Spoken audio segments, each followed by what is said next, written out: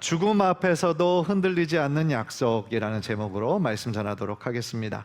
우리가 인생을 살아가면서 피하고 싶지만 모두 다 마주해야 하는 현실이 있습니다. 죽음입니다. 사람은 누구나 빈손으로 왔다가 다시 빈손으로 갑니다. 수위에는 주머니가 없다고 하죠. 이유가 뭘까요? 아무것도 가져갈 수 없기 때문입니다. 생전에 아무리 많은 것을 이루고 많은 것을 업적이 있고 또 여러 가지를 이루었다고 할지라도, 아무리 많은 재산이 있다 할지라도 결국 떠날 때에는 모든 것을 내려놓고 떠나야 하는 것이 우리 인생의 본질이고 그것이 삶의 결론이죠. 그래서 많은 사람들은 이 죽음을 앞에 두면 허무함을 많이 느끼게 됩니다. 왜냐하면 그 한 사람의 죽음으로써 모든 것이 끝나는 것처럼 보이기 때문입니다. 그런데 성경은요, 전혀 다른 이야기를 우리에게 하고 있는 거예요. 인생은 죽음으로 끝나지 않는다라는 거예요. 무엇보다도 하나님의 약속은요, 인간의 죽음 앞에서도 멈추지 않는다는 거예요. 오늘 본문은 사라의 죽음으로 시작됩니다. 사라는 아브라함의 아내였습니다. 그리고 아브라함의 믿음의 동역자였어요. 그런데 그 여인이 죽었어요. 그러니까 인간적으로 보면 이제 끝난 거죠. 끝난 것이기 때문에 하나님의 그 약속의 흐름이 앞으로 이제 어떻게 될까, 우리는 전혀 예측할 수 없는 가운데 있습니다. 그런데 성경을, 오늘 본문을 쭉 읽어보면은요, 이 장면을 단순히 한 여인의 장래 이야기로 그냥 그렇게 치부하지 않습니다. 오히려 하나님의 약속이 어떻게 계속 이어져 가는지를 오늘 본문을 통해 보여주고 있는 거예요. 따라서 우리는 여기서 굉장히 중요한 질문을 던져야 됩니다. 말씀을 여러분 들으면서 이 질문을 한번 곰곰이 생각해 보시고 거기에 대한 답을 좀 스스로 찾으셨으면 좋겠어요. 죽음 앞에서 우리가 가져야 될 믿음은 무엇일까요? 모든 사람이 결국은 떠나는데 죽음 앞에서 우리가 가져야 할 믿음은 어떤 믿음이 되어야 되겠습니까? 모든 것이 끝난 것처럼 보이는 그 상황일 때 우리는 무엇을 붙잡아야 되겠습니까? 오늘 말씀을 통해서요, 죽음 앞에서도 흔들리지 않는 하나님의 약속이 무엇인지, 그리고 그 약속을 붙잡고 사는 삶이 어떠한 모습으로 나타나야 되는지, 오늘 말씀을 통해서 하나님께 주시는 큰 은혜와 깨달음에, 그리고 성령의 감동이 전하는 자나 듣는 자 모두에게 임하시기를 주님의 이름으로 간절히 축복합니다. 첫 번째로 오늘 본문을 통해 깨닫는 거는요, 오늘 설교 제목처럼 죽음 속에서도 하나님은 계속 약속을 이루신다라는 겁니다. 1절을 보세요. 1절. 사라가 127세를 살았으니 이것이 곧 사라가 누린 횟수라. 단순히 사망 기록으로 보이는데요, 사실은 굉장히 이례적인 기록입니다. 왜냐하면요, 성경에서 여성의 나이가 기록된 경우가 거의 없어요. 제가 어제도 한번 조사를 해보니까 또 이런 경우가 있었나 했을 때 아니에요. 사라가 유일한 거예요. 그렇다면 이것은 무엇을 의미합니까? 성경에서 아무런 의미 없이 당시 시대의 어떤 시대적인 관습을 깨트리고 이렇게 사라의 나이를 적은 것이 무슨 의미가 있을까요? 사라의 나이를 적은 건요, 사라의 삶이, 사라의 인생이 하나님의 역사 안에 구체적으로 포함되어 있었기 때문입니다. 사라는 한 사람의 평범한 아내가 아니었습니다. 열국의 어머니였어요. 열국의 어머니. 그러니까 아브라함이 열국의 아버지였던 것처럼 이 사라는 열국의 어머니였습니다. 그러니까 하나님의 언약의 위치에 있어서 특별한 위치를 지니고 있었다라는 거예요. 그래서 그는요, 아브라함이 약속을 받았을 때 아브라함과 함께 하나님의 약속을 받았어요. 또한 약속의 아들 이삭을 낳은 어머니였죠. 즉 하나님의 언약을 이어가는 거룩한 통로가 된 사람이 바로 사라였습니다. 따라서 그녀의 죽음은 단순한 개인의 죽음이 아니었기 때문에 하나님께서 아브라함에게 주신 약속이 이제 휘청거리는 것처럼 우리는 생각할 수 있습니다. 그러나 그것은 우리의 괜한 걱정입니다. 왜냐하면 인간에게 죽음은 끝이지만 하나님께는 끝이 아니기 때문이죠. 우리는 죽음을 끝이라 생각하지만 성경은 뭐라고 얘기합니까? 그 어떤 죽음도, 그 어떤 위대한 왕이나 누구의 죽음도 하나님의 뜻을, 하나님의 약속을 중단시키지 못하기 때문입니다. 그래서 이어지는 내용을 보면요, 놀랍게도 사라의 죽음 이후에 하나님의 약속은 더 구체적으로 진행이 되는 것을 볼 수 있습니다. 2절을 보면요, 아브라함은 사라의 죽음을 슬퍼하고 애통했습니다. 여기서 슬퍼하다라는 그 동사를 보니까 가슴을 치며 통곡하는 행위를 의미해요. 가슴을 치며 통곡했다는 거예요. 크게 슬퍼했다라는 거죠. 그러니까 우리가 여기서 배우는 것이 있습니다. 믿음의 사람이라 할지라도 슬픈 일을 만나면 눈물을 흘리고 통곡할 수 있어요. 당연한 거죠. 자연스러운 일이죠. 그런데 어떤 사람은 예상하기를 아브라함이 믿음의 조상이고 특별히 자신의 아들을 하나님께 제물로 바칠 정도로 위대한 믿음의 사람인데, 그러면 아내의 죽음 앞에서도 점잖게 그저 의연하게 있었을 것으로 예상하는데 그렇지 않아요. 성경을 보면은요, 아브라함도 울었고 다윗도 울었고 심지어 우리 예수님도 우셨어요. 따라서 신앙은요, 우리의 감정을 무조건 억제하고 감추는 것이 능사가 아니라 우리의 감정을 하나님 앞에서 솔직하게 드러내는 것이 필요한 거예요. 그런데 중요한 거는 2절의 마지막 부분은 애통했다로 끝나지 않는다는 거예요. 2절 다시 보여주세요. 애통했다로 끝나지 않고 애통하다가 아브라함은 사라의 시신 앞에서 일어나요. 일어납니다. 무슨 뜻입니까? 그 다음 행동으로 이어졌다라는 얘기예요. 그러니까 우리는 여기서 믿음의 사람의 어떤 본질을 보는 겁니다. 믿음의 사람도 사랑하는 사람의 그 죽음 앞에서 애통하며 슬퍼했어요. 그런데 그 슬픔으로 인해 무너지지 않았어요. 그 슬픔으로 인해 그의 믿음이 흔들리지 않았어요. 왜냐하면 그가 극한 슬픔의 상황 가운데서도 붙잡고 있는 것이 있었기 때문이에요. 그게 무엇이었을까요? 하나님의 약속이었어요. 그리고 그가 붙잡았던 하나님의 그 약속이 결국은 아브라함을 지켜주셨다라는 거죠. 겉으로 보기에 사라의 죽음은 하나님의 약속에 위기가 생긴 것처럼, 끝난 것처럼 보였을지 모르지만 사실은 전혀 그렇지 않았다라는 거예요. 사실 예수님의 죽음도 당시에 예수님을 따르는 모든 사람들의 눈에 보기에는 절망이었고 끝이었을 거예요.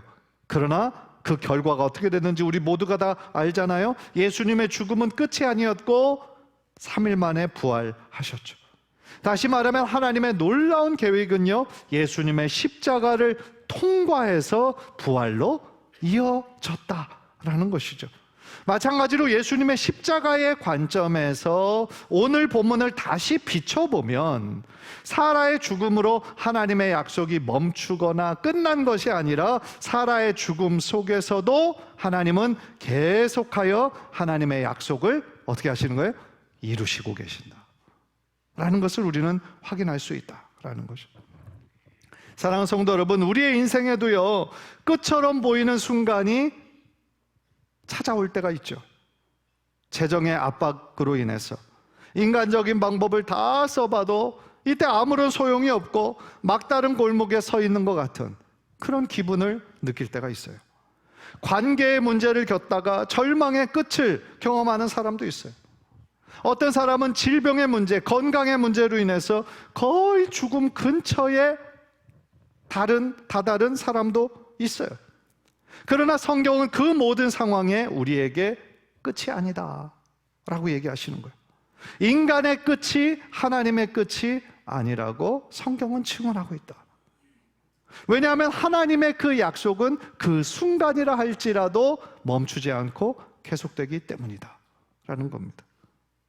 하나님은 인간이 끝이라고 생각하는 그 순간에도 여전히 우리를 사랑하시고 여전히 우리를 위해 일하시고 계시기 때문이다 라는 거죠. 그런 면에서 우리에게 정말로 필요한 것은 뭘까요? 믿음이죠. 하나님이 나를 끝까지 사랑하시고 나를 붙잡고 계신다, 하나님의 약속을 이루고 계신다라는 그 믿음이 우리들에게 필요하다라는 거죠. 따라서 그것이 제가 말씀드리고 싶은 두 번째 포인트인 거예요. 한번 따라해 봅시다. 믿음은 약속을 현재로 살아내는 것이다. 예. 믿음은요, 미래에 일어날 일이라고 해서 미래의 일이 아니라 그 약속을 붙잡고 현재로 우리가 살아내야 된다라는 거죠.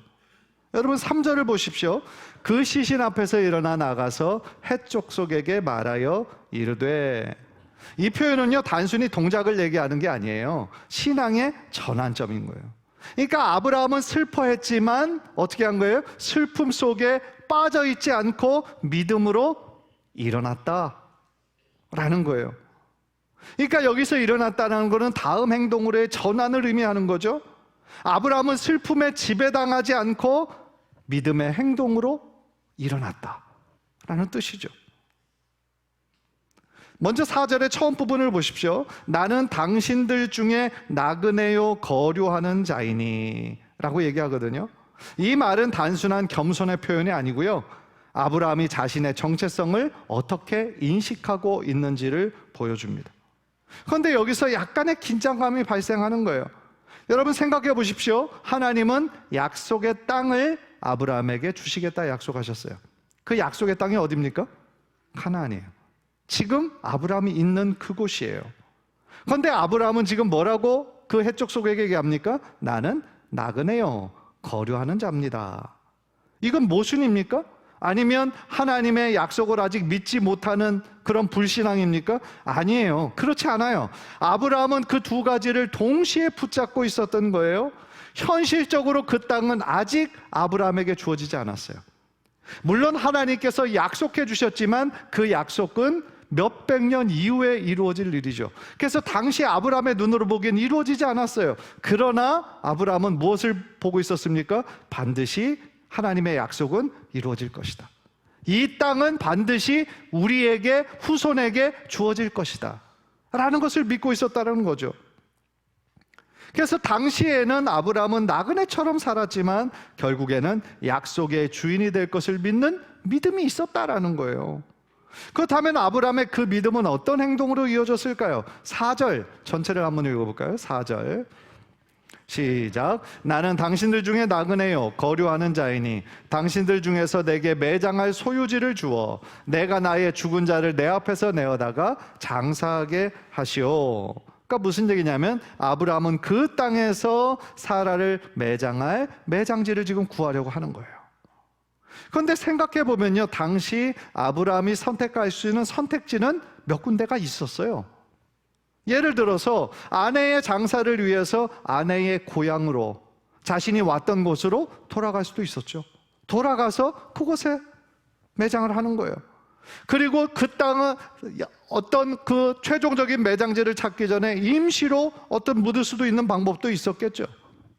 그러나 중요한 거는요, 아브라함은 그렇게 하지 않고 어떻게 했습니까? 아내의 시신을 반드시 가나안 땅에 매장해야 된다라고 그는 믿고 있었어요.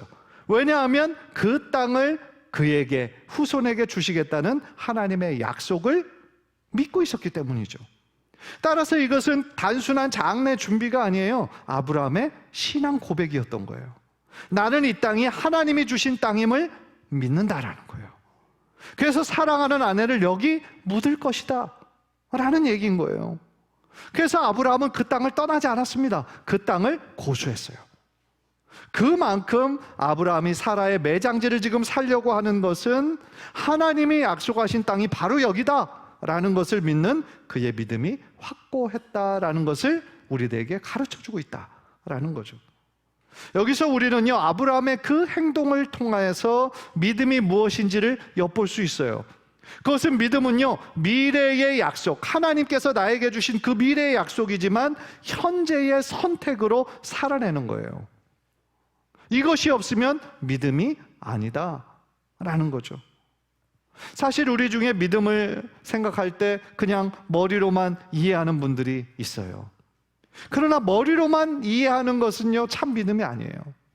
또 어떤 분들은 입술로 고백하면 그것이 참 믿음이 되는 것으로 알고 있는데, 물론 우리의 입으로 진실하게 시인하는 것 중요한 일이지만 우리의 입술의 고백이라고 해서 영원히 변하지 않는 건 아니에요. 예를 들어 우리가 2주 전에 봤던 것처럼 베드로가 그 예수님을 앞에 두고 다른 모든 제자들은 예수님을 버린다 할지라도 나는 절대로 주님을 버리지 않겠습니다. 나는 끝까지 예수님과 함께 살고 예수님과 함께 죽겠습니다. 그렇게 외쳤던 그의 고백은 거짓말이 아니었어요. 허풍이 아니었습니다. 실제로 그런 믿음이었을 거예요. 그런데 현실은 어떻습니까? 그 많은 사람들이 모인 그 위협 앞에서, 압도감 앞에서 나는 예수 저 사람을 모른다 3번이나 부인했잖아요. 그게 인간의 연약한 모습이다라는 거죠. 따라서 우리들의 고백도 중요하지 않은 것은 아니지만 어떤 상황에 닥치면 변할 수 있어요. 바뀔 수 있다라는 거예요. 따라서 참된 믿음은요, 오늘 아브라함이 보여주는 것처럼 자신의 믿음대로 어떻게 하는 거예요? 단순히 아는 것이 아니라 선택하는 거예요. 그리고 결정하는 거예요. 그리고 그 길을 실제로 걸어가야 된다. 그것이 참된 믿음의 모습이다라는 거죠. 사랑하는 여러분, 그런 면에서요, 진짜 믿음은 교회 안에서만 보이는 게 아니에요.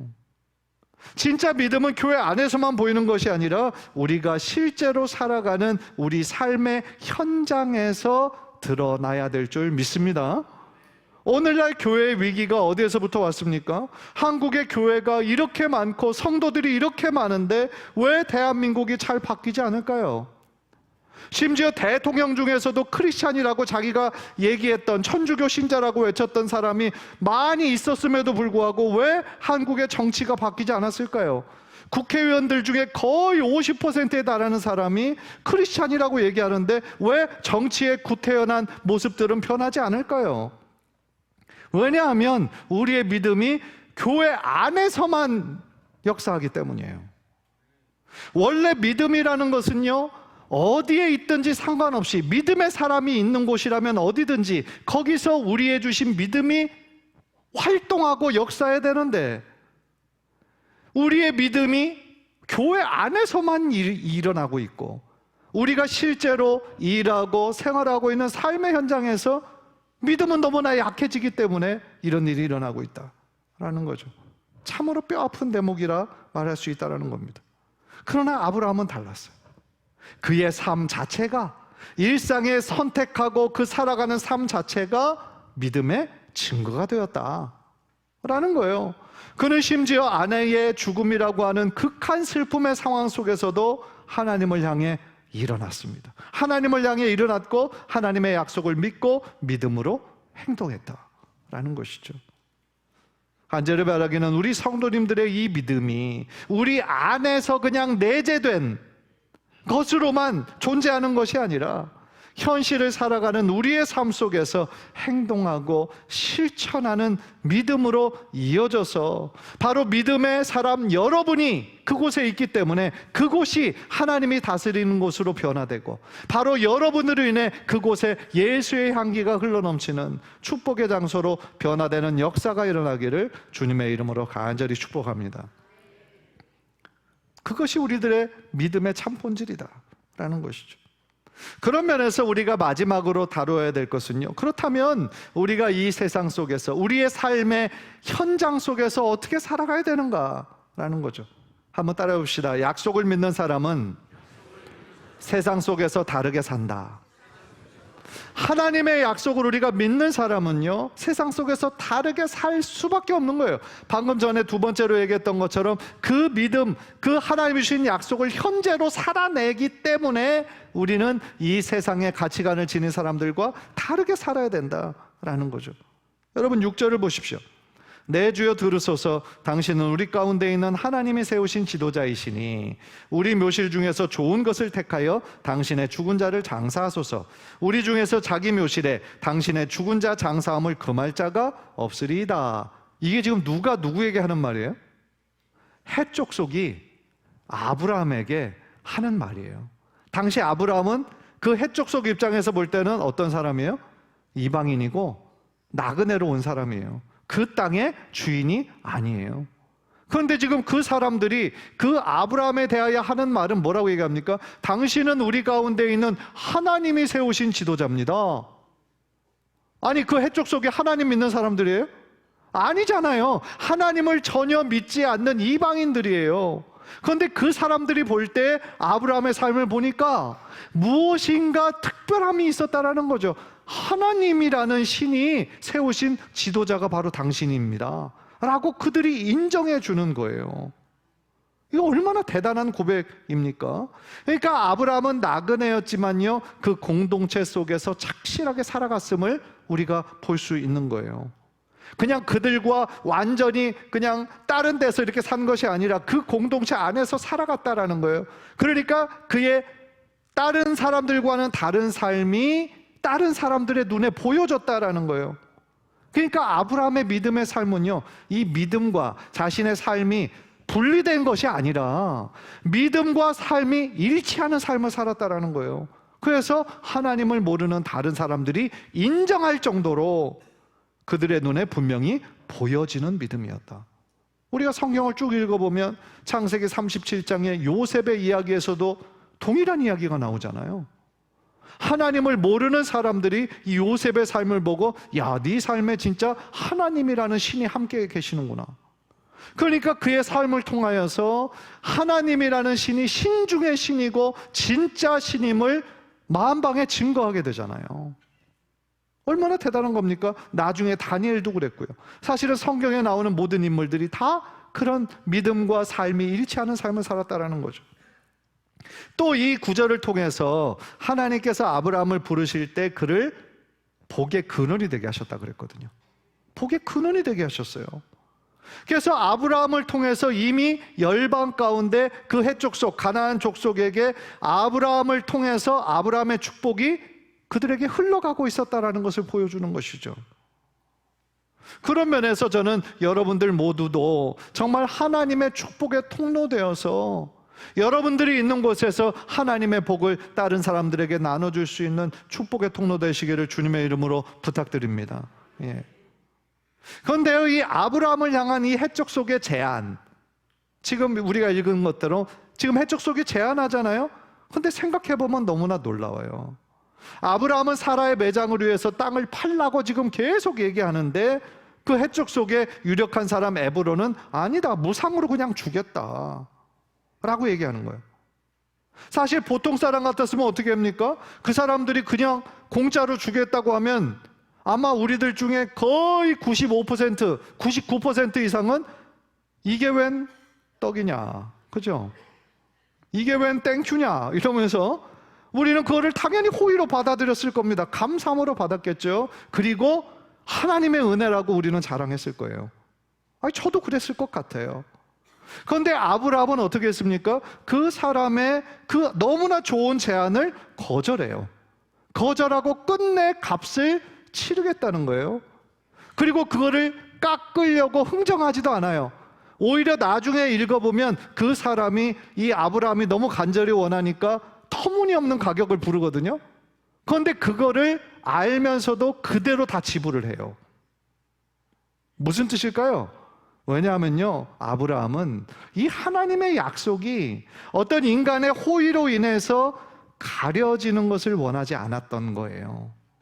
다시 말하면 하나님만이 이 모든 과정 속에서 일하실 수 있기를 원했던 거예요. 그래서 온전히 하나님께만 영광을 올려드리기를 원했다라는 거예요. 결과적으로 아브라함이 했던 그 모든 과정은요, 법적으로, 당시의 법적으로 완전한 과정이었어요. 훗날 그 족속과의 어떤 소유권 분쟁이 일어나지 않을 정도로 완전한 그런 계약의 과정이었다라는 거. 여러분 생각해 보세요. 만약에 그 땅을 그들의 호의에 따라 공짜로 받았다면 아브라함이 살아있을 동안에, 그리고 그 족속이 살아있을 동안에는 문제 없었을 거예요. 그렇죠? 그런데 문제는 아브라함이 죽고 난 이후, 그리고 그 해족 속에 그 리더가 죽고 난 이후예요. 그러면 어떻게 됐을까요? 그 후손들 간에 싸움이 일어났겠죠. 반드시 소유권 분쟁이 일어났을 겁니다. 왜냐하면 구두로만 약속한 거니까. 그 사람들이 다 없어지고 증거해 줄 사람도 없으면 당연히 소유권 분쟁이 일어나겠죠. 그런데 결과적으로 아브라함이 그렇게 모든 과정을 법적으로 공짜로 받지 않고 정당하게 값을 지불하고 산 땅이었기 때문에 그 땅은 아브라함의 법적인 소유가 인정이 된 것이죠. 중요한 것은 또 있어요. 비록 작은 땅이잖아요. 하나님이 주시기로 약속하신 가나안 땅은 이렇게 작고 좁은 땅이 아니에요. 가나안 전체죠. 넓은 땅이죠. 그런데 비록 지금은 막벨라 굴, 굉장히 작은 땅이에요. 그런데 하나님께서 약속하신 그 기업에서 첫 번째 기업이 되잖아요. 아브라함에게. 그래서 지금은요, 그곳에 누구만 묻힙니까? 사라만 묻혀요. 사라만. 그런데 이후에 어떻게 됩니까? 아브라함도 그곳에 묻혀요. 막벨라 굴에. 또 나중에 약속의 아들 이삭도 그곳 막벨라 굴에 또 묻혀요. 심지어 손자 야곱까지 그곳에 묻혀요. 무슨 뜻입니까? 하나님은요, 이 아브라함의 이 믿음과 순종을 통해서 하나님의 그 약속, 내가 이 땅을 너희에게, 너 후손에게 주겠다, 약속해 주신 그 약속을 하나님은 어떻게 하시는 거예요? 이루고 계시는 거죠. 정말로 놀라운 하나님의 계획이고 하나님의 성취다라는 것이죠. 그런데 여러분, 이런 대화를 나누는 동안에 아브라함의 태도를 좀 우리는 유심히 좀 볼 필요가 있어요. 7절을 보세요. 7절. 아브라함이 일어나 그 땅 주민 헷 족속을 향하여 몸을 굽히고 얘기하죠. 아브라함은 일어나서 자신의 몸을 굽히면서 이야기했다는 거예요. 무엇을 보여줍니까? 굴복이 아니라 겸손을 의미하는 거예요. 겸손한 태도를 보여주죠. 그래서 믿음은요, 사람을 교만하게 하지 않아요. 오히려 더 낮아지게 하고 섬기게 하는 거죠. 왜냐하면 하나님의 약속이라는 것이 내가 무엇을 잘해서 얻은 것이 아니거든요. 하나님이 전적으로 주신 거잖아요. 허락해 주신 거잖아요. 그러니까 교만해서는 안 된다라는 거죠. 따라서 진짜 믿음의 사람은 자신의 권리를 주장하기보다는 하나님의 은혜를 언제나 기억해야 될 줄 믿습니다. 하나님의 자녀이기 때문에 한편으로는 세상에서 위축되지 말고 당당하게 살아야 될 때가 있습니다. 그러나 또 한편으로 하나님의 자녀이기 때문에 우리는 더욱더 겸손하게 살아야 될 줄 믿습니다. 말씀을 정리하려고 합니다. 사라가 죽었어요. 그러나 하나님의 약속은 거기서 멈추지 않습니다. 아브라함은 그 슬픔으로 인해 무너질 수 있는 상황이었지만 그는 무너지지 않았어요. 왜요? 하나님의 약속을 굳게 붙잡고 있었기 때문에 라는 것이죠. 사실 우리의 인생도요, 반드시 이런 상황을 만나게 됩니다. 언젠가는 사라의 죽음과 같은 순간, 우리가 사랑하는 사람의 죽음, 우리 본인의 죽음을 우리는 맞이하게 될 겁니다. 끝이라고 여겨지는 그 순간, 더 이상 길이 보이지 않는 것 같은 순간, 모든 것이 무너져 버리는 순간, 그때 여러분은 무엇을 붙잡아야 되겠습니까? 무엇을 붙잡고 살아야 되겠습니까? 아브라함은 슬픔에 빠져 있거나 현실에 끌려가지 않았어요.